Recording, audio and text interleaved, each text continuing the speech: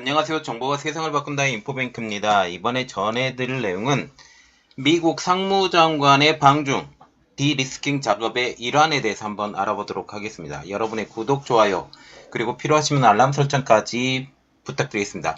이번에 러먼드 장관이 방중을 했죠. 오늘 30일 넘었죠. 31일이니까 지금 미국에 가 있겠네요. 그리고 실질적으로 방중한 29일 저녁에 제가 영상을 하나 올려드렸습니다.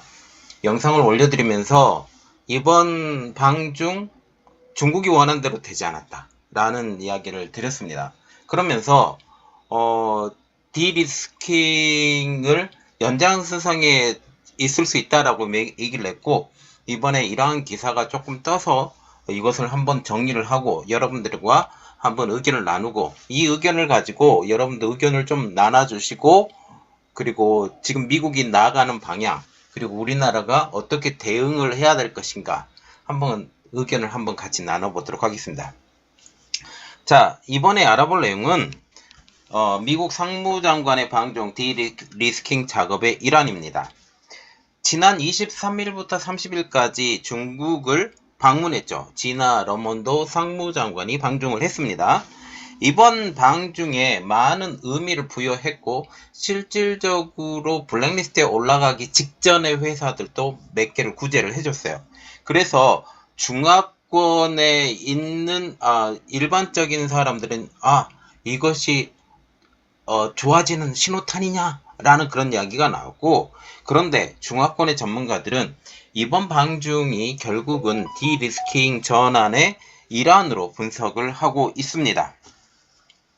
그러면 왜 이들이 이런 것으로 분석을 했고, 그리고 상무부에서 어떤 말이 나왔길래 이런 분석까지 나오게 됐는지 한번 알아보도록 하겠습니다. 그래서 이번에 알아볼 내용은 미국 상무장관의 방중 디리스킹 작업의 일환입니다. 자, 우리가 첫 번째로 알아볼 내용은 중국 경제 데이터 투명성을 꼬집은 미국이라는 거죠. 이번에 그 상무장관이 이런 말을 했습니다. 민츠그룹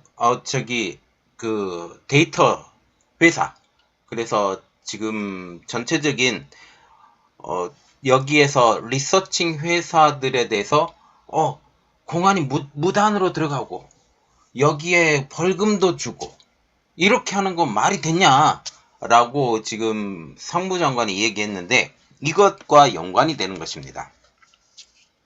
제이크 설리번 미국 국가안보보좌관이 22일, 말하자면 러먼도 상무장관이 방중 전에 이런 이야기를 합니다.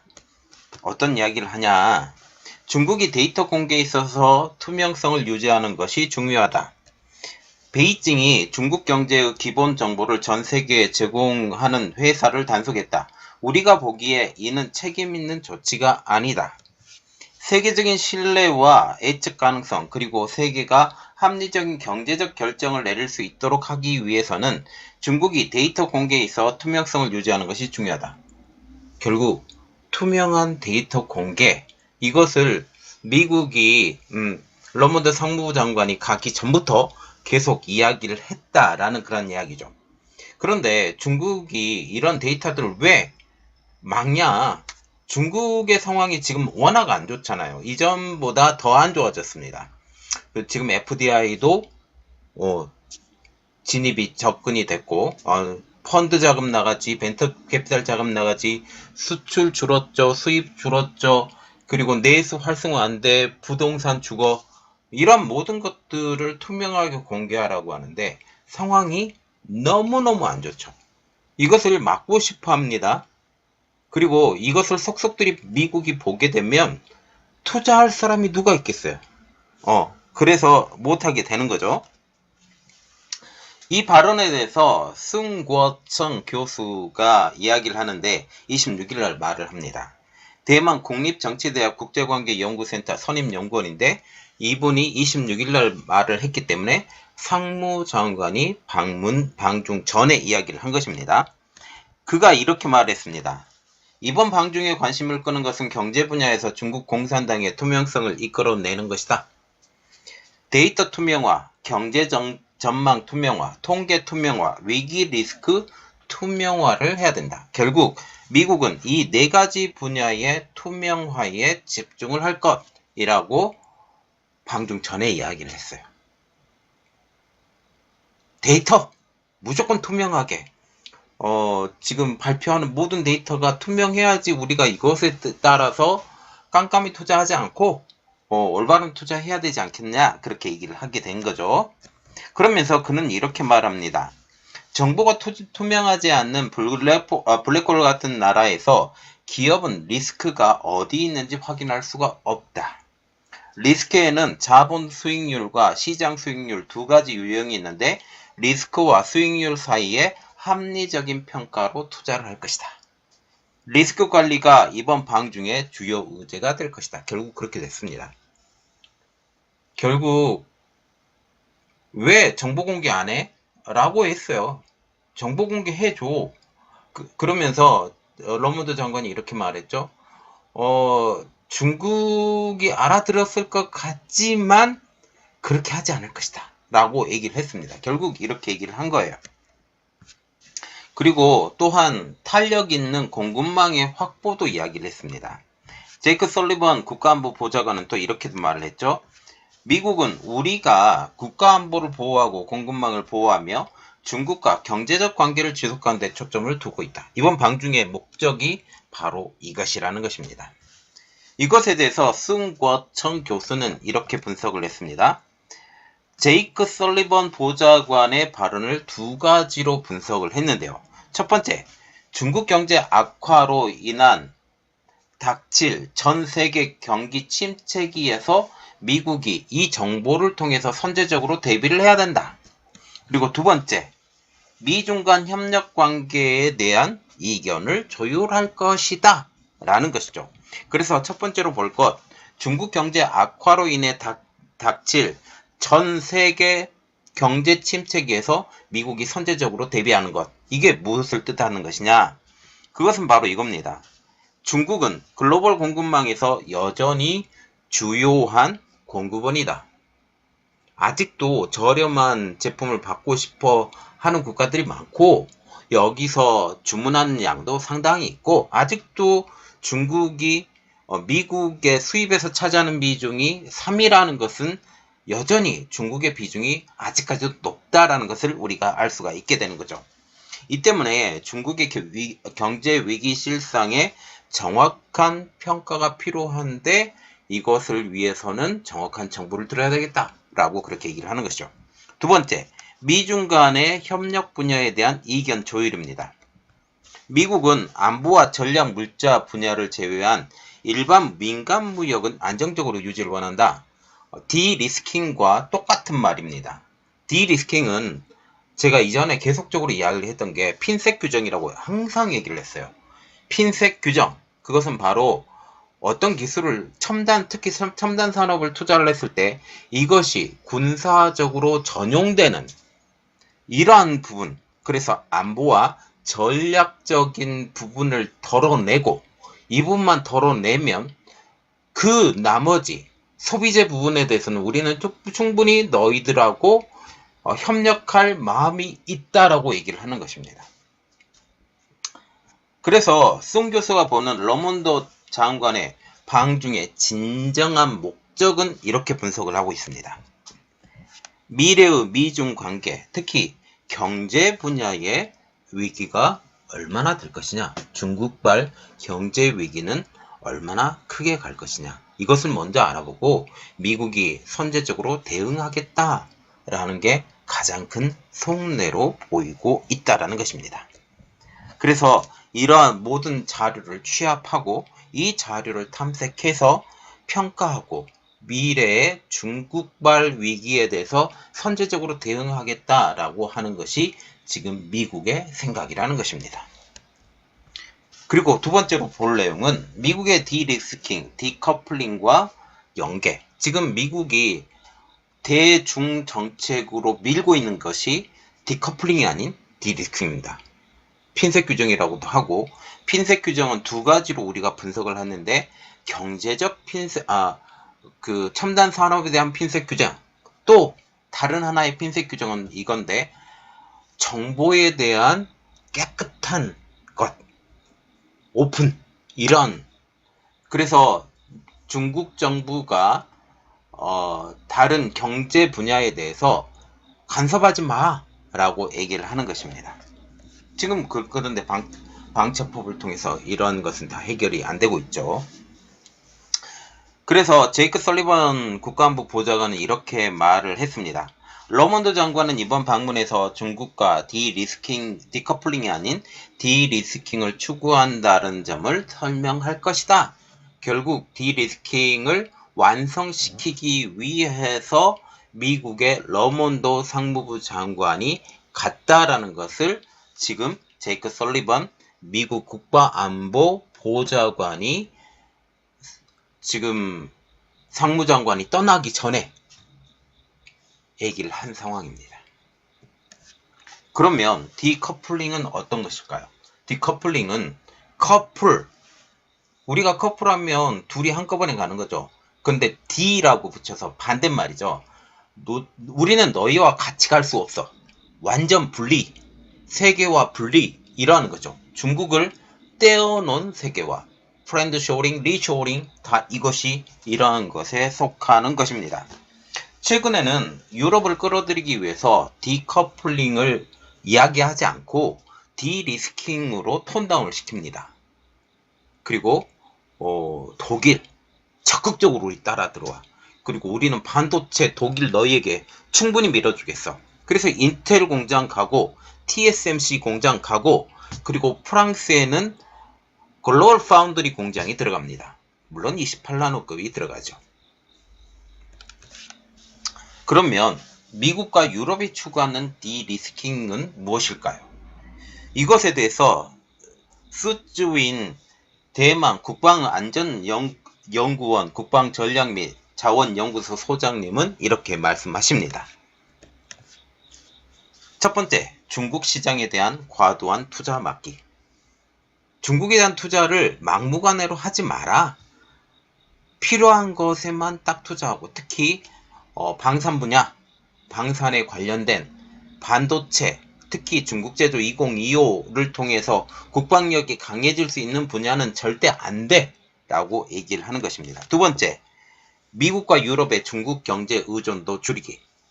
이것은 중국으로 주문하는 양을, 특히 중국에서 수입되는 양을 줄여서 중국의 의존도를 어떻게든지 무조건 줄여야 된다 라고 얘기를 하는 것입니다. 그래서 하나하나 뜯어보면 중국 시장에 대한 과도한 투자 막기는 어떤 것이냐? 그것은 바로 미국뿐 아니라 중국 의존도가 높은 독일도 국가안보와 민감한 기술 분야에 대중국 투자 제한을 시작을 해야 된다라는 것이죠. 그리고 미국과 유럽의 중국 경제 의존도 줄이기는 무엇이냐? 그것은 바로 중국에 의존하지 않는 선에서 중국과 거래하기. 이러한 것이죠. 조금 튀는 사람이 하나 보이죠? 마크롱 대통령 가서 중국의 나팔수가 지금 되었던 것을 우리가 알 수 있습니다. 이것은 바로 디리스킹의 개념에 디커플링의 개념이 내포되어 있다는 것을 우리가 알 수 있다는 거죠. 그러면 왜 미국과 유럽은 디리스킹을 추진하고 있을까요? 그것은 바로 중국 공산당이 여러 분야에서 미국의 안보 그리고 유럽의 안보를 해치고 있기 때문이라고 분석이 나오고 있습니다. 따라서 미국은 협상이나 외교적談판을 통해 이 위험을 제거를 하려고 하고 있는 것이죠. 숭 교수는 중국이 협상에 나서지 않거나 위기 요인이 군사, 전략, 안보와 관련이 되어 있다면 디리스킹이 아닌 디커플링으로 전환할 것으로 분석을 하고 있습니다. 언제라도 디리스킹이 디커플링으로 전환할 수도 있다라는 것이죠. 지난 9일 발표된 행정명령에서는 사모펀드, 벤처캐피탈 등의 미국 자본이 중국의 AI, 반도체, 양자컴 등 세계 분야의 투자를 규제하는 내용이 나왔습니다. 이것은 내년 초에 시작을 해요. 유예기간을 좀 두고 내년 초에 시작을 하는데 결국 이번에 러먼드 상무장관이 결국 중국과의 대화를 마무리하지 못하고 떠났죠. 그래서 결국 반도체에 대한 허들은 더욱더 높아질 것으로 예견이 되고 있는 상황입니다. 그리고 이번에 또 알아볼 내용은 미국의 디리스킹 추진 목적은 무엇이냐? 대만의 국방안보연구원 수쯔윈 국가전략소장님은 이렇게 말하십니다. 군사 분야에서는 중국 공산당의 위협에 대한 방비를 강화를 할 것이다. 그리고 안보 분야에서는 첨단 기술이 중국 공산당에 유입돼 군사 발전이나 국민들을 위협하는 데 오용되는 것을 막을 것이다. 이번에 중국 기업 및 단체 27곳을 포함해 총 33곳이 미검증 리스트를 제외를 했어요. 이것에 대한 분석은 또 어떤 이야기가 나왔냐? 수 소장이 베이징에 보내는 메시지다.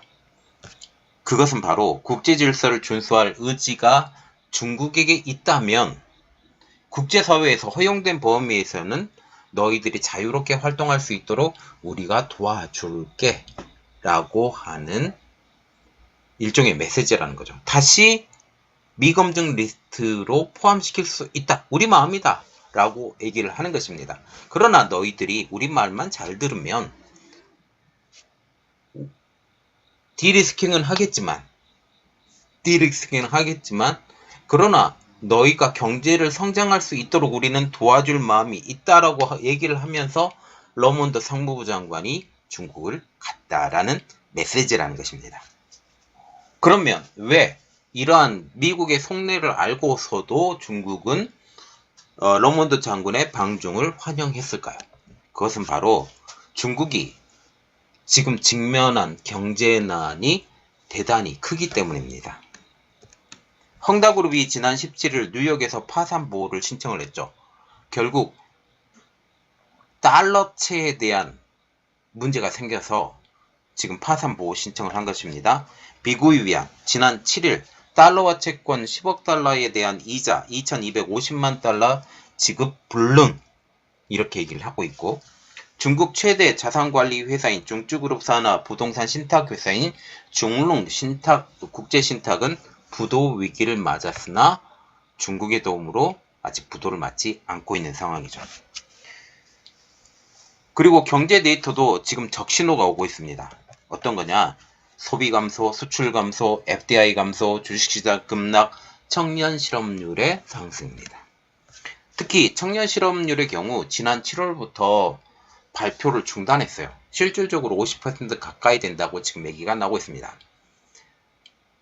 중국 청년들은 소황제로 불려왔죠. 대학 교육도 맞았고 지금 위에서 층층시야 노모에서 자기 아들, 딸이 낳은 것이 소황제로 지금 키웠잖아요. 어마어마한 돈을 대고 키웁니다.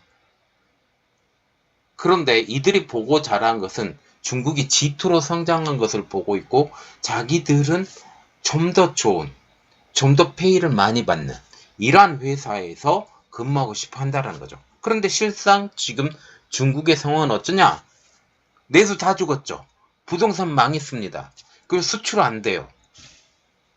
FDI 없습니다. 해외 직접 투자죠. 이런 것들이 안 되고요. 그리고 바이든 대통령은 중국 경제는 시한폭탄이라고 얘기를 하고 있습니다. 특히 중국과 같은 경우는 구조적인 문제가 많은데 굉장히 비시장성이고, 그리고 방첩법, 문화 대혁명 시기에 공포 분위기가 지금 조성이 되고 있습니다. 언론을 무조건 막아야 되고 반란을 막아야 돼요. 지금 청년들이 들고 일어난다는 지금 이야기가 어마어마하게 나오고 있거든요. 이 소식을 막아야 된다는 거죠. 그리고 측근만 임용하는 시진핑 주석, 특히 시 주석은 고위직에 각 분야의 전문가들을 되도록 쓸 거지만 시 주석과 가까운 전문가 쓰고, 시 주석과 가까운 전문가들이 없으면 자기 자신의 측근들만 등용을 시킵니다. 이것을 보면 충성도가 최고의 등용 원칙으로 삼고 있기 때문에 중국 경제 발전에 걸림돌이 되고 있다는 사실이죠. 그리고 이번 러몬드 장관의 방중을 통해서 우리가 느꼈던 것은 바로 이겁니다. 바꾸기 이제는 거스르기 어려운 미중 관계가 되었다. 그것은 바뀌지 않는 중국 공산당의 자세 때문이고, 그리고 미국이 너희들이 먼저 잘못했으니 너희들이 행동을 바꿔라고 지금 얘기를 하고 있는데, 실제로 미국은 바꿀 생각이 없어요. 가장 큰 이유는 제가 계속적으로 이야기를 드리는 게 보수화된 미국 시민, 그리고 다가오는 대선, 이 딱 한마디로 해결이 됩니다.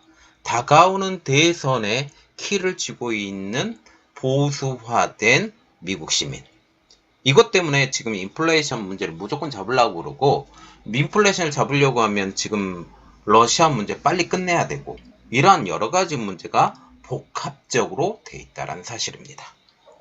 결국 이번 러몬드 장관의 방중은 제가 계속적으로 이야기를 했던 것은 뭐냐면, 방중 전부터 계속 이야기했던 것은, 러몬드 장관이 결국 거기 가서 디리스킹에 대해서 계속적으로 이야기하고 올 것이다.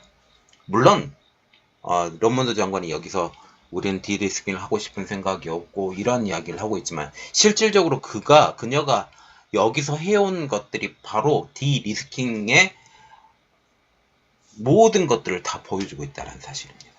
자, 여러분들의 생각은 어떤가요? 그리고 한국은 여기에서 어떠한 생각을 갖고 있을까요? 한국과 같은 경우는 지금 미국의 상황이 디리스킹은 절대 포기하지 않는다. 그래서 한국은 지금 미국과 따라가려고 준비를 하고 있고, 그래서 너무 무리하게 정책을 하고 있고, 일본과 이래서 가까워지려고 하고 있는 것은 이해를 합니다. 그러나 국민들을 설득하고 해야죠. 그런 것들이 좀 있습니다. 어쨌든 자, 이번 내용은 여기까지 하겠습니다.